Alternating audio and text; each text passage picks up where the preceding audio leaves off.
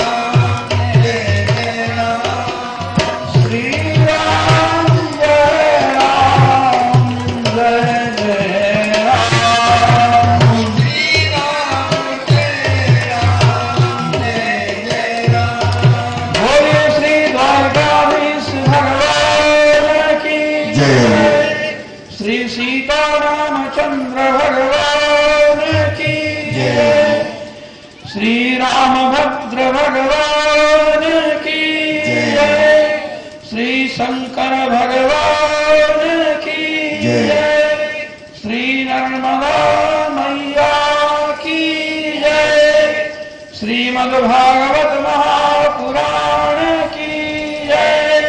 श्री सुखदेव जी महाराज की जय।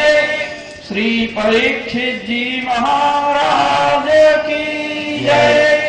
श्री सरस्वती मैया की जय। श्री हनुमान जी महाराज की जय। अनंत कोटि संत महात्माओं की जय। जय जय श्री राधे। हम लोग कल कथा के प्रकरण में श्री रुक्मिणी जी के विवाह में सम्मिलित हुए। रुक्मिणी जी का विवाह हुआ, किंतु हमारे यहां नियम यह है कि यदि बड़े भाई का विवाह ना हुआ हो तो छोटे भाई को विवाह नहीं करवाना चाहिए। इससे दोष लगता है। श्रीमद् भागवत महापुराण में चर्चा आई है कि दो राजपुत्रों में छोटे भाई के विवाह के पहले, मैंने बड़े भाई के विवाह के पूर्व छोटे भाई का विवाह हुआ तो अकाल पड़ गया।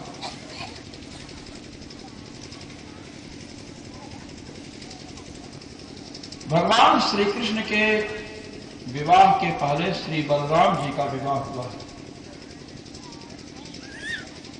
रेवती जी के साथ। रेवती जी के जो पिताजी थे, इन्होंने सोचा कि अपने पुत्री का विवाह करना है तो अच्छे वर से करना चाहिए, जो दीर्घायु हो, बलवान हो, अनेक गुण से विशिष्ट हो। तो लिस्ट बना करके ब्रह्मा जी के यहां पहुंचे। ब्रह्मा जी के यहां उस समय सत्संग चल रहा था। थोड़ा सा समय बीता और इन्होंने लिस्ट पेश कर दी। उन्होंने पूछा क्या कि इन राजकुमारों में किसी एक का नाम बताइए, आप अच्छा जो हो। तो उसके साथ अपने पुत्री रेवती का विवाह किया। ब्रह्मा जी हंसने लगे। ब्रह्मा जी ने कहा कि जिनकी लिस्ट लेकर तुम आए हो उनकी सैकड़ों पीढ़ियां बीत गई, उनका तो आज किसी किसी के राज्य तक के नाम को लोग नहीं जानते हैं। उन्होंने कहा क्यों, मैं तो अभी आया हूं।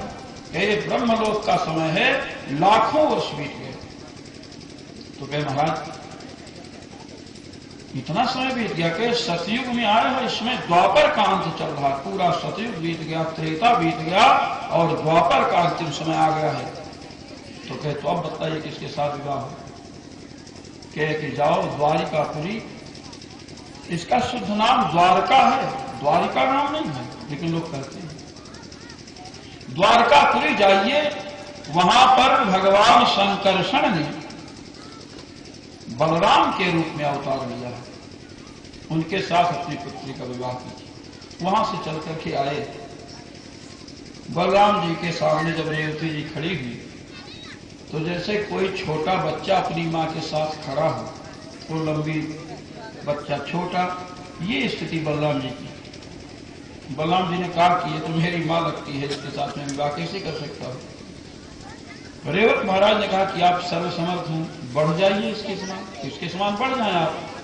बलराम जी ने कहा कि अगर इतना बड़ा शरीर मैं बना लूं तो ये कहीं मैं जाऊंगा मेले इत्यादि में तो लोग मेला छोड़कर हम ही दोनों को देखने आ जाएंगे। तो कहे तो इसको छोटी कर दीजिए। बलराम जी ने कहा ये कर सकता हूं। रेवती जी के कंधे पर हल रख दिया और ऐसा दबाया उसको। अब दबाना तो कीचक को भी भीमसेन ने दबाया था, हाथ पैर अंदर घुसेड़ दिया था, किंतु ऐसा नहीं, संकल्प है यम रेवती लघ्वी स्यात्, ये रेवती हमारे समान छोटी हो जाए। अब इसका प्रभाव ये पड़ा कि रेवती जी बराबर हो गई। भी विवाह हमेशा, ये विवाह संबंध ऐसा है, ये पाणिक ग्रहण संस्कार है। चंद्र ग्रहण सूर्य ग्रहण लगते हैं, इनका मोक्ष 4 घंटे 5 घंटे के बाद हो जाता है, किंतु पाणिक ग्रहण एक ऐसा ग्रहण है कि इसका मोक्ष दोनों में किसी एक के मरने के बाद ही होता है। 80 वर्ष 90 वर्ष 100 वर्ष कितने वर्ष तक रहेगा, इसलिए पाणिक ग्रहण करने के पहले विचार करना चाहिए। जैसे हम लोग बाजार में मूर्तियां खरीदने जाते हैं तो वहां पर निरीक्षण करते हैं, करना चाहिए, किंतु प्राण प्रतिष्ठा होने के बाद जाकर के नहीं कहना चाहिए इनमें ये कमी है कमी नहीं। यदि विवाह के बाद पत्नी पति में कमी निकालती है या पति पत्नी में कमी निकालता है तो ये दोष है। ये सब पहले ही विचार होना चाहिए। इसीलिए तो दुनिया भर की बातें होती हैं, जन कुंडली मिलाना तो ये तो। आजकल काल सर्प योग बहुत बड़ा ज्योतिष में चल रहा है।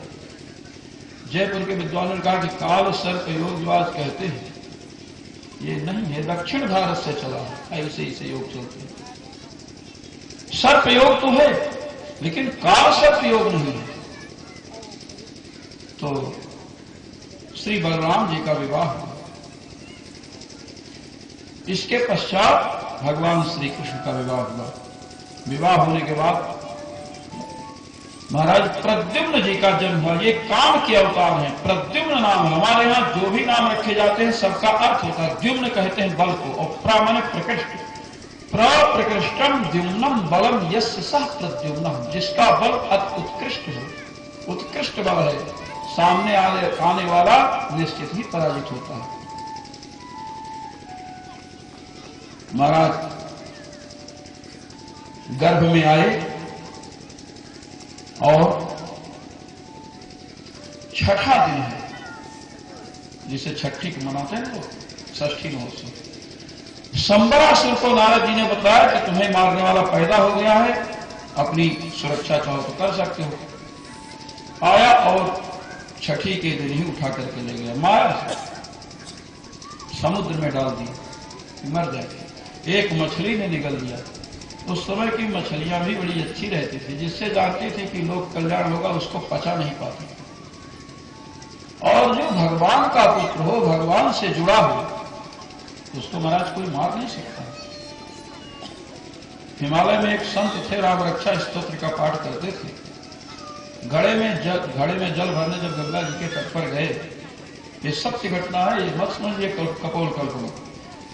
तो उसमें एक मगरमच्छ था वो आया और महात्मा जी को निगल गया। मगरमच्छ निगलता है, चबा करके नहीं खाता है, ध्यान रखिए।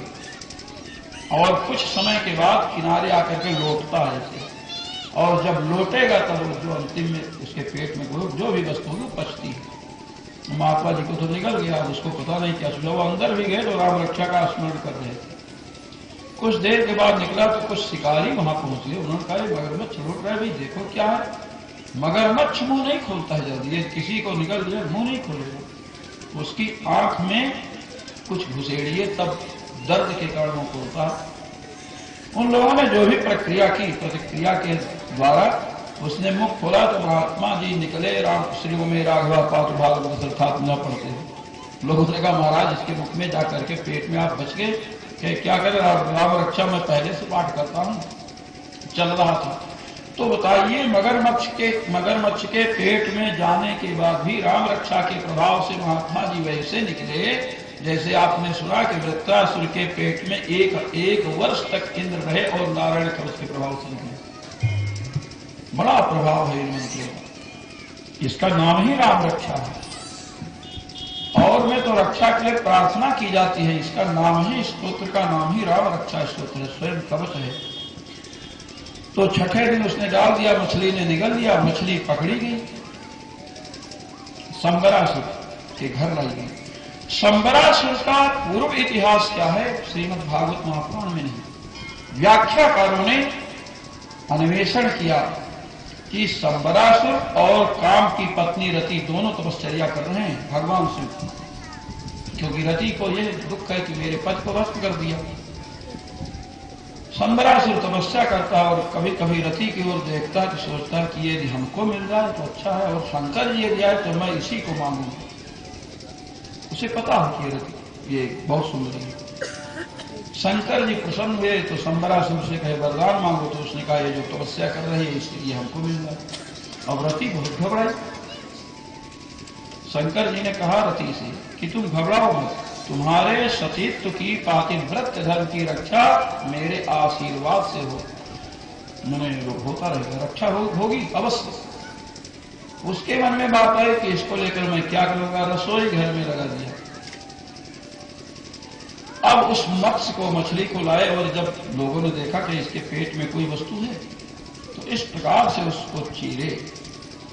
प्रद्युम्न जी बाहर निकले। रति को तो पता है, इसका नाम मायावती वहां है, मायावती अपना नाम बताया, रति नहीं बताई। अब उस पालन पोषण करने लगी। जब प्रद्युम्न जी किशोरावस्था में आए तो मां तो थी नहीं, ये तो पत्नी थी, इसको तो पता है, उनको पता है कि मेरी मां है।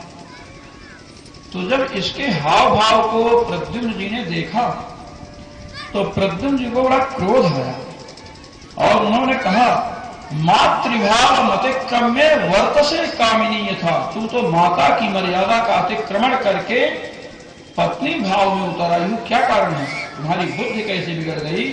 उसने कहा मैं आपकी मम्मी नहीं हूं, मैं तो आपकी पत्नी ही हूं। पूरा वृत्तांत सुनाया और कहे संबरासुर हर करके लाया है, आपके अमुक माता पिता हैं, तो कहे इसको मैं मार डालूंगा। पत्नी ने कहा कि हमको गुरु जब तक नहीं बनाओगे तब तक मार नहीं सकते हो। लीजिए। प्रद्युम्न ने कहा क्यों, क्या मुझ में बल नहीं है, कि बल है, अस्त्र का ज्ञान भी आपको है, किंतु असुरों से लड़ने के लिए जब माया का प्रयोग होगा तो आपका ज्ञानवान कोई कार्य नहीं कर सकता है। कांटे को कांटे से निकालते हैं, लोहे को लोहा काटता है, इसलिए माया को माया ही काट सकती है। उसके पास माया है, मैं तुम्हें महामाया नाम की विद्या देती हूं। तो फिर गुरु स्वीकार किया, भाई जो विद्या प्रदान करे तो गुरु होता है, चाहे पत्नी हो, चाहे चाची हो, चाहे चाचा हो, चाहे कुछ बालक ही क्यों ना हो। महामाया नाम की विद्या प्रदान की, संबरासुर को ललकारा और महाराज उसका सिर काट करके नीचे गिरा दिया। सभी मायाओं को विध्वस्त किया, किसके द्वारा, महामाया विद्या से। अब वहां से वो लेकर के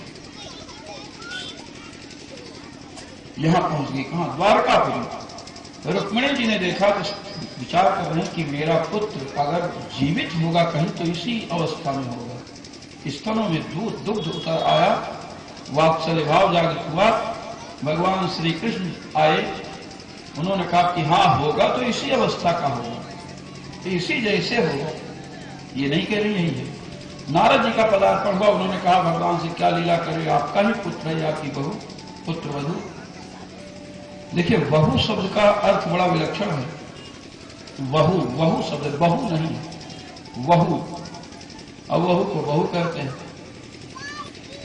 विश्वास को विश्वास कहते हैं। एक शब्द बड़ा प्रसिद्ध है, विना, इनके बिना ये कार्य नहीं हो सकता।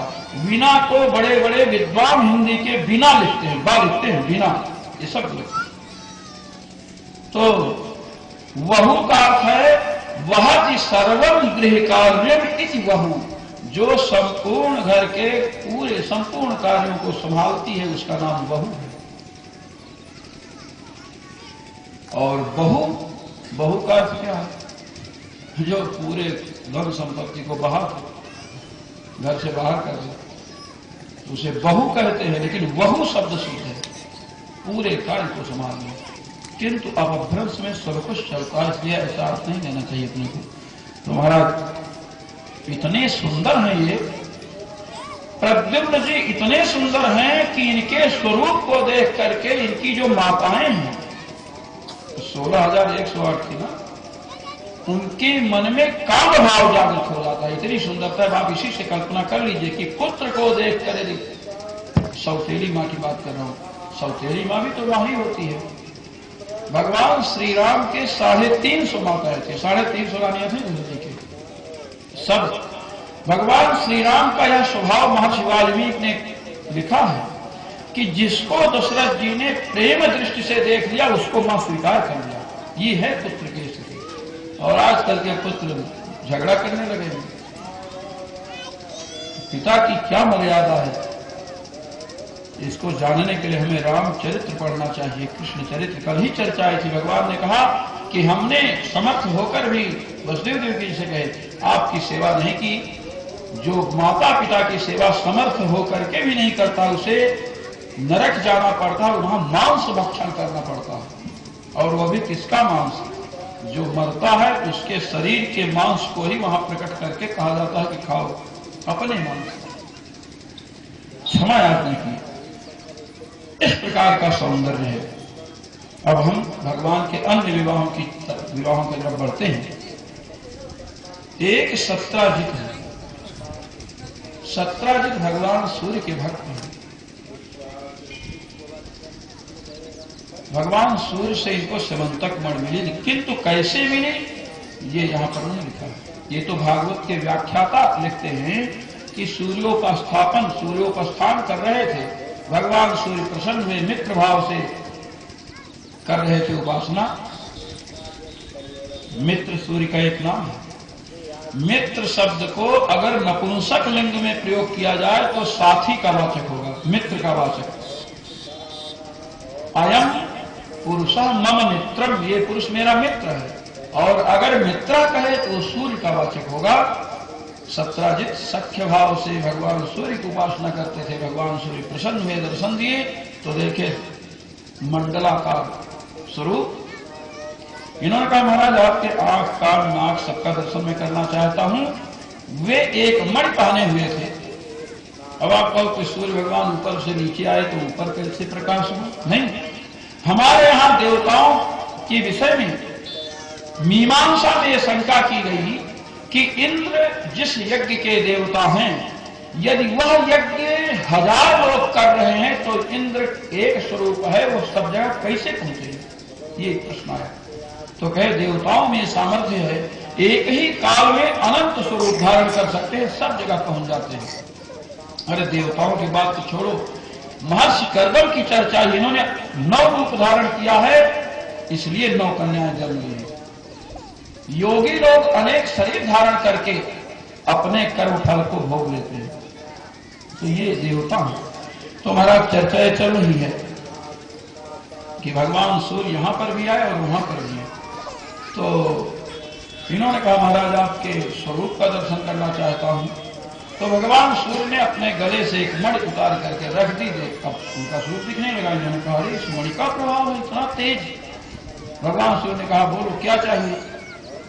तो अगर आपके घर में कोई पहुंचे साधु महात्मा या बहन जो भी बार बार पूछे ये फ्रीज कितने में आई, फ्रीज बड़ी सुंदर है। जब प्रशंसा करे तो समझो कि उसका मन इस पर हो गया। नहीं कीमत पूछ लिया कोई बात नहीं, बार बार उसकी चर्चा करे। कुछ लोग बार बार चर्चा कहते हैं ये मत समझना कि मेरे मन में इसको लेने की इच्छा, ये भी कहते हैं, फिर समझ लीजिए कि पूर्ण रूप से लेना चाहते हैं। तो सूर्य भगवान से उन्होंने मांगी इस मणि को, कहा कि हमें दे दीजिए। इसका नाम स्यमंतक मणि है। स्यम कहते हैं अंधकार को और अंतक कहते हैं जो विनाशक को। स्यम अंधकारम अंतयत विनाशेत इति स्यमंतकः, जो अंधकार को विनष्ट करे। इस मणि का बड़ा प्रभाव है। तो महाराज क्या प्रभाव है? 160 तोला सोना रोज इससे निकलता है। यह दिव्य मणि है भगवान सूर्य की। तो 160 तोला सोना जिससे निकले उस मणि को कौन नहीं चाहे। और दूसरा प्रभाव है कि जहां पर यह मणि रहेगी वहां पर अनेक प्रकार की सुख संपत्ति रहेगी। मणि लेकर के चले आए। एक दिन महाराज उग्रसेन की सभा में आ रहे थे तो लोगों ने भगवान से कहा कि लगता है सूर्य भगवान आ रहे हैं या संकादिक आ रहे हैं दर्शन करने के लिए। भगवान ने कहा कि नहीं, ये तो सत्राजित हैं। और सत्राजित पहुंचे तो भगवान ने कहा कि उत्तम धन पर राजा का अधिकार होता है, तो आप तो राजा के अनुचर हैं महाराज उग्रसेन के, अपनी मणि इनको दे दीजिए। नहीं माना बात भगवान। चला गृहस्थों में मैंने कहा था क्या होता है कि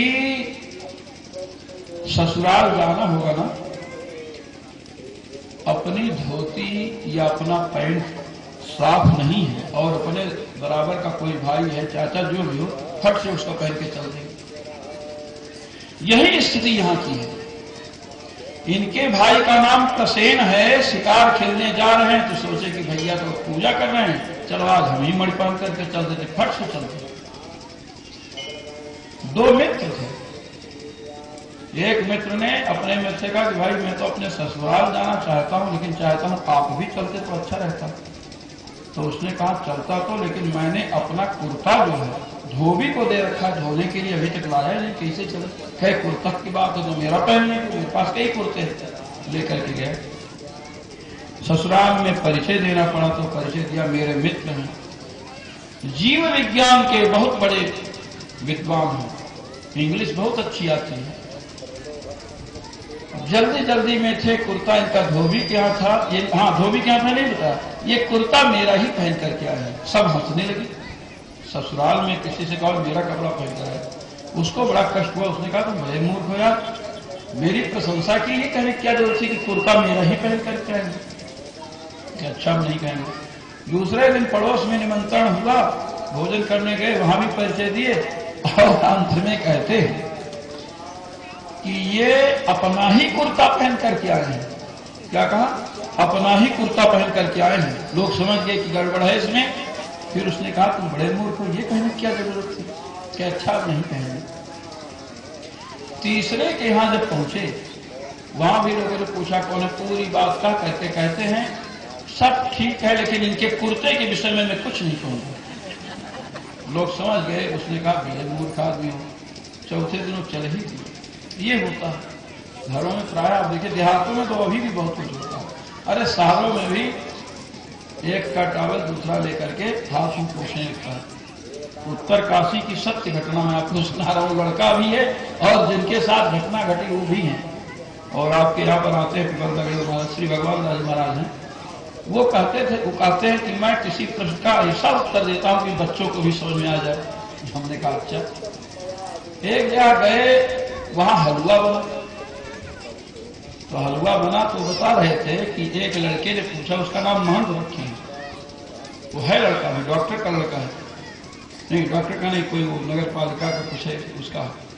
तो उस लड़के ने पूछा कि महाराज जी आप लोग दाढ़ी क्यों रखते हैं? प्रश्न किया। तो कहे बेटा जानते नहीं हो, दाढ़ी साधुओं की रुमाल है, रुमाल। कहा कैसे? कहे देखो हलवा खाया, हाथ में घी लगा है ना, धोया छूटा नहीं ना? कहा नहीं। कहे देखो बस ऐसे किए। कहे देखो कहां लगा है?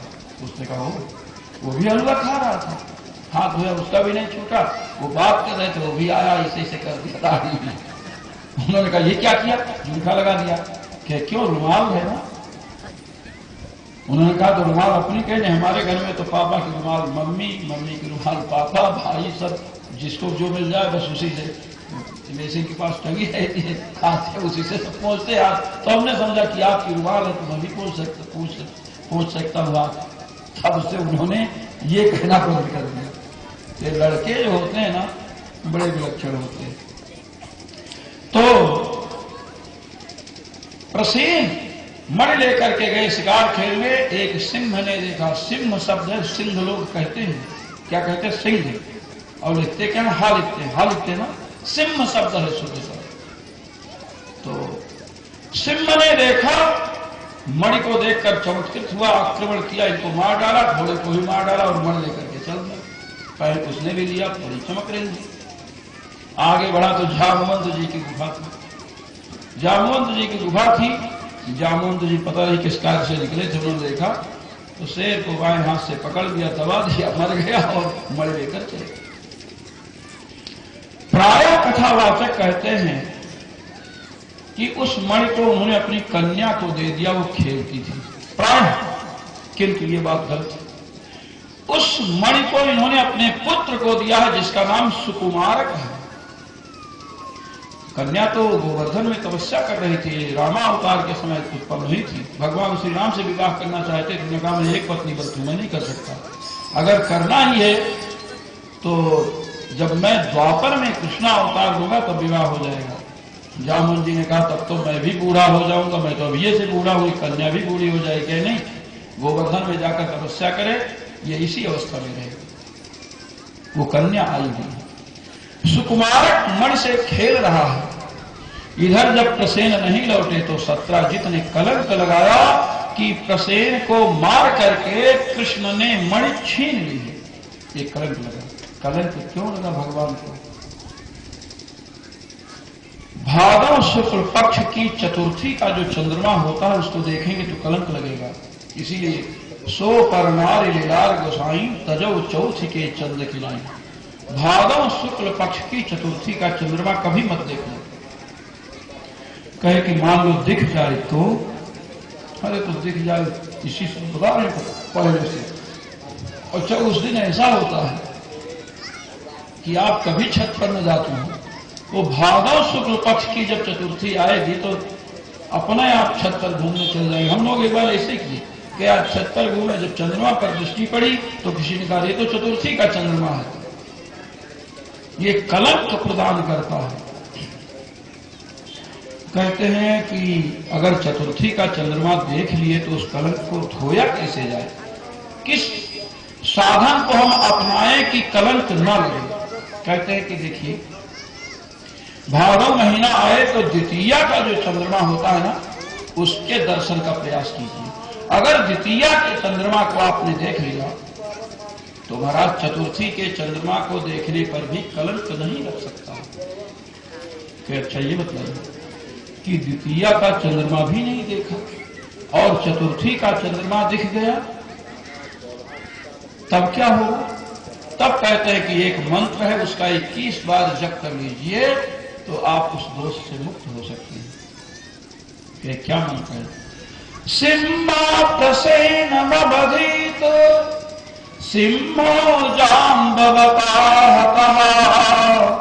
सुकुमारक मारोदेश तव हे सस्य मंत्रकः। इस मंत्र का यदि 21 बार जप कर ले तो महाराज कलंक नहीं लगेगा, छूट जाएंगे। कि मान लीजिए मंत्र भी नहीं जानते हैं तो कहिए जो कथा चल रही है सत्राजित वाली समंतक मणि की, इस कथा को सुन लीजिए तो कलंक से बच सकते हैं। कहे मान लीजिए कथा भी सुनने का अवसर नहीं मिला तो कोई ऐसा उपाय बताइए कि बिना पढ़े लिखे लोग कहीं भी हो तो कर सके।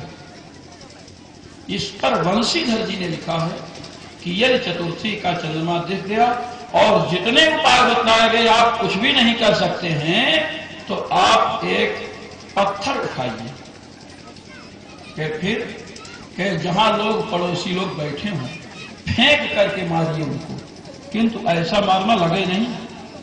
लगेगा तो कलंक लगने से तो कम हानि होगी, खोपड़ी फोड़ डालेंगे लोग। उनको ये पता चले कि इसने फेंक करके मारा तो लगा नहीं, और 2 4 10 गाली सुना दिए ना तो समझिए कि अब कलंक से छूट जाएंगे। अभी कितना सरल उपाय है, ये सब आप लोग करना और देखना कि, लेकिन लगना नहीं चाहिए, लगने से गड़बड़ हो सकता है। ये उपाय अंतिम बताया वंशीधर जी ने। ये कोई हंसी के लिए नहीं कहा, सच्चा उपाय है। जिसे लोग टोटका करते हैं ना, वैसे एक प्रकार का टोटका है। तो महाराज प्रश्न यह है कि भादव मास के शुक्ल पक्ष के चतुर्थी के चंद्रमा को देखने से कलंक क्यों लगता है, पंचमी के चंद्रमा को देखने से कलंक क्यों नहीं लगता है, और द्वितीया के चंद्रमा को देखने से कलंक से हम बच क्यों जाते हैं। ये 3 प्रश्न हमारे सामने। कहते हैं कि चतुर्थी के चंद्रमा के दर्शन से कलंक इसलिए लगता है कि गणेश चतुर्थी का नाम आप लोगों ने सुना होगा। गणेश चतुर्थी, चतुर्थी तिथि को इनका जन्म दिवस माना जाता है गणेश जी। चतुर्थी को गणेश जी की पूजा हुई, लड्डू बहुत प्रिय है इनको, ये बड़े बुद्धिमान देवता हैं। जो लड्डू या मीठा अधिक खाएगा उसका क्या बढ़ेगा, लीवर खराब हो, और लीवर अगर गड़बड़ हो तो जामुन का सेवन आप शुरू कर दीजिए तो लीवर ठीक हो जाएगा। जामुन आप सब जानते होंगे। तो गणेश जी, और जब लीवर खराब होता है, कुछ पेट में गर्मी बढ़ती है तो जीभ में छाले पड़ते हैं, और छाले की दवा क्या है, कपित्त। और पान में जो कत्था डालते हैं ना, कत्था छाला पड़ता है तो लोग उसका प्रयोग करते हैं। इसलिए कपित्थ जंबू फल चारु भक्षण गणेश जी के स्तुति में आया है। गजाननम भूत गणाधिसेवितम कपित्थ जंबू फल चारु भक्षण। सुंदर फल, कपित्थ माने कत्था, और जंबू फल माने जामुन, ये खूब खाते हैं गणेश जी, क्योंकि इनका पेट लड्डू खाने से बढ़ा है, छाला इसीलिए इनके मुंह में नहीं पड़ता। लीवर इसीलिए, पेट बढ़ने के बाद भी लीवर नहीं बढ़ा, लीवर बढ़ता तो लड्डू बचता कैसे। ये बुद्धिमान देवता है। और इस श्लोक का अर्थ बड़े बड़े विद्वान जो अपने को विद्वान मानते हैं, देखने में तो सरल है, अगर पूछ दिया जाए तो अंतिम जो लाइन है, विघ्नेश्वर पाद पंकजम, जब इस पर आकर के पूछेंगे तो अर्थ नहीं कर सकते। एक बार हमने विश्वविद्यालय में, जहां पर बड़े बड़े व्याकरण के, न्याय के धुरंधर विद्वान हैं, कुलपति जी बड़े अच्छे विद्वान, हमने इसी श्लोक को कहा और हमने कहा कि इसके यहाँ पर एक गड़बड़ हो रहा है। तो कुलपति, जब मैंने उस अर्थ को किया तो कुलपति कहते हैं, महाराज ये शंका तो हमको भी बहुत दिनों से थी।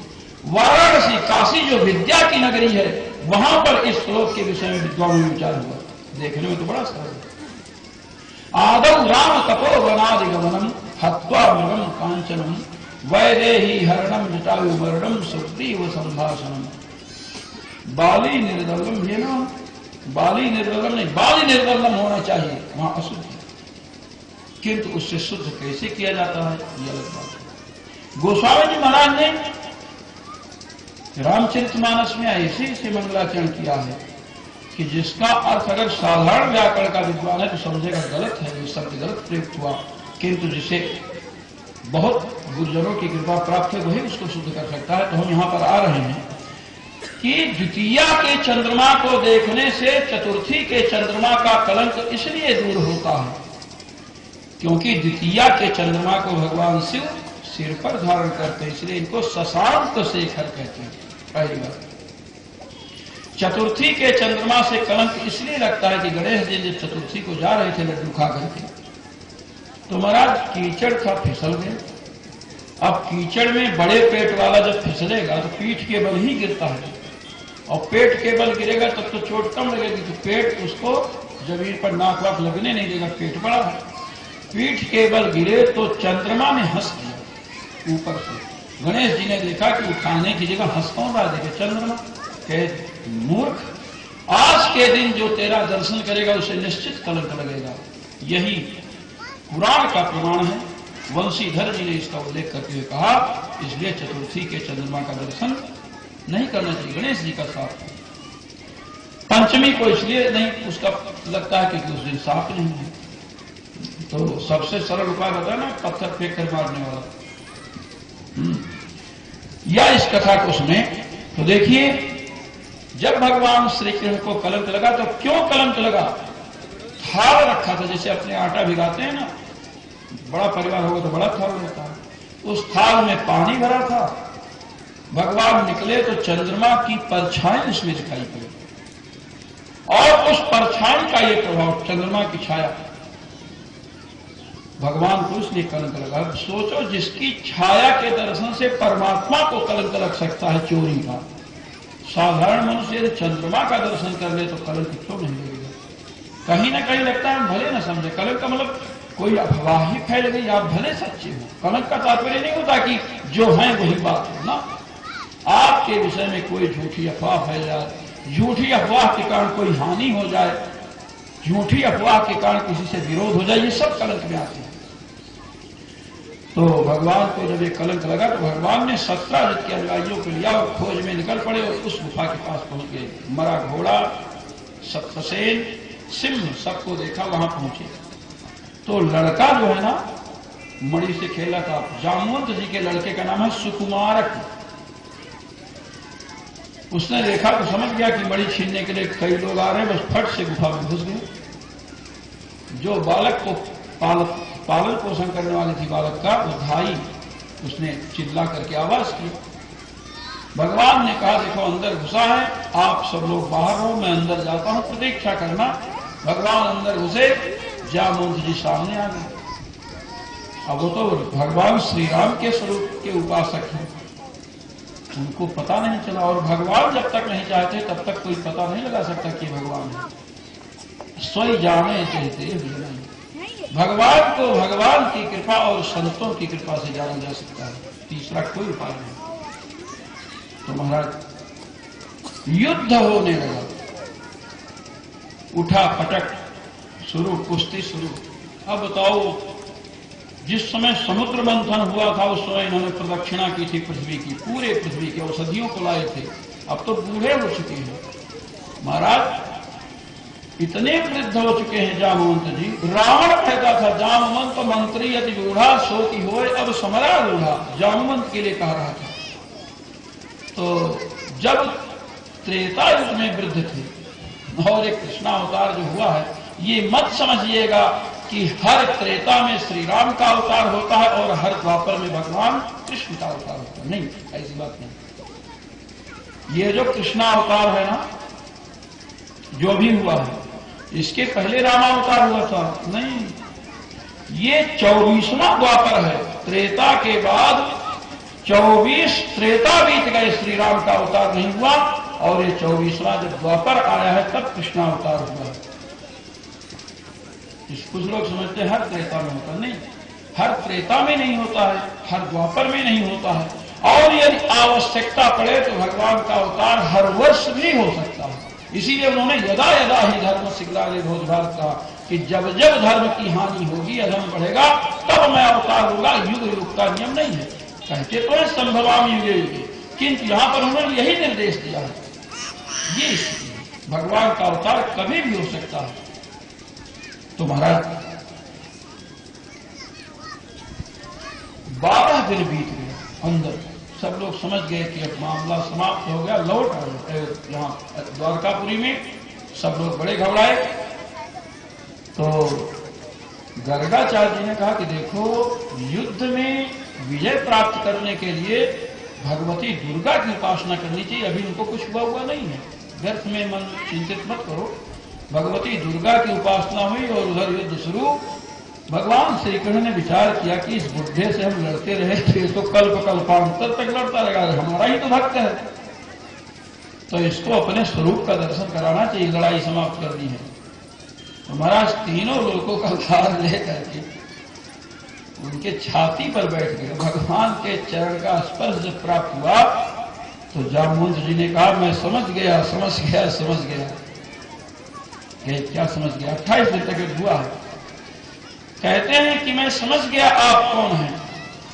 जिनकी भौहें टेढ़ी हो गई तो समुद्र में खलबली मच गई थी। जामुन जी कहते हैं, यस्से सदुत्तम कलितरोष कटाक्ष मोक्षैर् वर्त्मादिशच्छुमिथ नक्रतिमिङ्गिलोब्धिः सेतुः कृतः स्वयस्पुज्ज्वलिता च लङ्का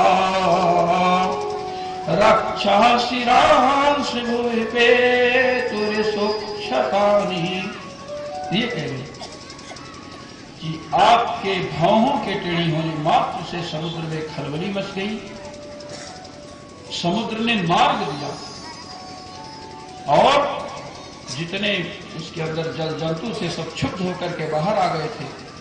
सेतु कृता, समुद्र पर सेतु बांधने वाले आप हैं। आज राम सेतु की चर्चा चल रही ना। राम सेतु के पत्थर को हमने अपनी आंखों से देखा। निम्बार्काचार्य महाराज शरीफाबाद में है, पानी में रखे तो तैर रहा था। जब वहां से चले हैं भगवान श्री राम तो विभीषण जी ने कहा कि महाराज ये सेतु अगर रहेगा तो इधर के पापी लोग भी हमारे पास आते रहेंगे, इसलिए कम से कम ये तो नहीं रहना चाहिए। भगवान ने तोड़ दिया था उसको बाण मार के, और जो तैरने की शक्ति थी ना उसमें, उसको स्तंभित करके नीचे कर दिया। अब उसको ऊपर लाए तो तैरेगा, इसीलिए नीचे। लेकिन यहाँ के ऐसे धूर्त लोग हैं, नेता, भाई सभी नेताओं की बात नहीं कहते। नेताजी थे, सुभाष चंद्र बोस थे ना नेताजी, वो भी तो नेताजी थे। आजकल के नेता प्राय ऐसे मिलेंगे, केवल नारा ही नारा रहता, नारा हाथ में और पाजामा नीचे गिरा हुआ रहता है। नारा तो हाथ में और पाजामा जो पहनते हैं वो नीचे रहता है। आजकल के नेता अधिकतर ऐसे मिलेंगे, कोई भी पार्टी हो। मैं सबकी बात करता हूँ। उत्तरकाशी गया, वहां पर गए कि भाजपा का नेता वो एक था, भाजपा के नाम पर वही सब वोट देते हैं। तो जब वहां पर वो क्या कहते हैं भूकंप आया, तो वो आया तो गांव में 56 आदमी मरे थे। ये नहीं पूछा कितने मरे, उसने कहा मेरी बकरी बची कि नहीं। तो ऐसे सभी पार्टियों में हो गए, फिर ये दोबारा नहीं आते किसी के नाम पर। तो ये स्थिति है। भगवान को नेता कहा गया है। न्यायो नेता समीर नाम, नेता भगवान का नाम है और नेता का अर्थ है स्वामी, नायक। तो महाराज कहते हैं कि आपने सेतु का निर्माण किया, आपकी ही कृपा से लंका जली थी और राक्षसों के सिर जैसे बच्चे गेंद खेलते हैं आपके बाणों से कट कर देते थे। मैं समझ गया आप भगवान राम हैं, तो भगवान उतर पड़े नहीं थे। ये समझ गए तो ठीक है, चरण वंदना किए और सिरंतक मणि दिया और कहे कि देखिए आपने कहा था तो मैं अपनी कन्या जाम्बवती को दे रहा हूं। अब ये तो रीछ है ना, रीछ शब्द है, तो भालू जिसे कहते हैं। अब विचार कीजिए कि भालू की लड़की मानवी तो नहीं होगी। कहते नहीं, ये ब्रह्मा जी के अवतार हैं, ये संकल्प के अनुसार अपने स्वरूप को परिवर्तन कर सकते हैं। जितने भी वानर थे महाराज, जितने भी वानर थे सब सत्य काम थे, काम रूप थे, निशाचर तो थे ही। भगवान श्री राम ने रणभूमि में कहा था कि लक्ष्मण, मैं, विभीषण जी और इनके 4 अनुयायी, माने 5 तो वो हुए और श्री राम और लक्ष्मण दो साथ के 7 लोगों को छोड़कर कोई भी वानर मनुष्य का रूप धारण नहीं करेगा। ये सब काम रूपी थे, वानर जितने थे सब काम रूपी थे। इसलिए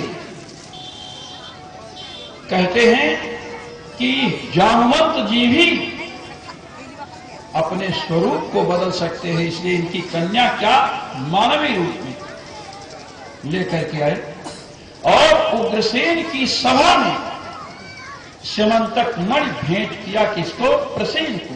क्या नाम? सत्रजित को कहा, लीजिए ये आपकी मणि है और ये मणि जामवंत के पास थी, इसका प्रमाण ये जाम्बवती है, कन्या उन्होंने दे दिया है, जाम्बवती के साथ विवाह हुआ। अब महाराज अक्रूर जी को बड़ा कष्ट हुआ। कृतवर्मा जो भगवान श्री कृष्ण के सेनापति हैं उनको भी महान कष्ट हुआ कि देखो इस दुष्ट सत्राजित ने हमारे स्वामी को कलंक लगाया है।